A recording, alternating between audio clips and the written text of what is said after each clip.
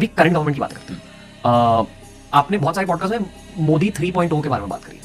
1.0, 2.0, 3.0 क्या है from a foreign policy perspective, ये भी समझाइए। ठीक है, देखिए मोदी गवर्नमेंट चूंकि 2 प्रॉपर कार्यकाल पूरे कर चुकी है और वो 3rd कार्यकाल में जब एंट्री की है, तो एक हल्का सा चेंज ये था कि इस बार एनडीए के अंदर जो सबसे बड़ा स्टेक होल्डर था बीजेपी, वो एब्सोल्यूट मेजॉरिटी में नहीं था।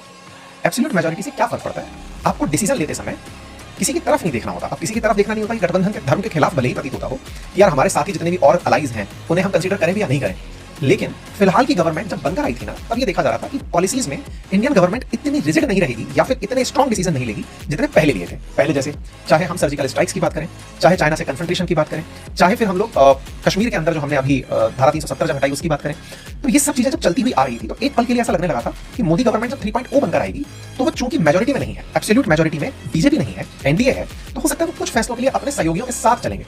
लोगों ने इलेक्शन 2024 मई 2024 के बाद में अपना नजरिया 6 महीने में बदल दिया, मैं कहूं तो 4 महीने में बदल दिया। शुरुआत में लगने लगा था कि मोदी 3.0 डर के चलेगा, लेकिन जब बांग्लादेश के अंदर शेख हसीना को निकाला गया, तब भारत का फिर से एक स्ट्रॉन्ग मैसेज वर्ल्ड में गया कि नहीं नहीं नहीं, ये डर के रहने वाले नहीं है। ये जब बांग्लादेश के पीएम को, एक बड़ा इंटरेस्टिंग वाकया है जिसमें कहती है कि शेख हसीना को भारत से कॉल गया था।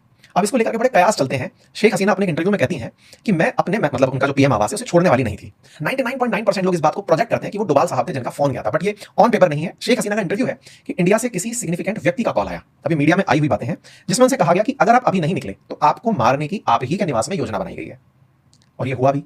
शेख हसीना वहां से निकलती हैं, उन्हें इवैक्यूएट करके दिल्ली लाया जाता है, हिंडन पे शायद उनको उतारा गया। उसके बाद उन्हें कहां रखा गया नहीं पता, लेकिन कुछ ही समय बाद जो उन्मादी भीड़ थी जो प्रोटेस्टर्स के रूप में थी, वो पीएम के आवास में एंट्री कर जाती है। तो अब आप सोचकर देखिए कि भारत ने किसी देश के पीएम को बचा लिया, तो हम कितना सटीक तरीके से दूसरे देश को ऑब्जर्व करते चल रहे थे। हमारी इंटेलिजेंस कितनी जबरदस्त थी कि हमें आधा घंटे बाद की भी सूचना थी।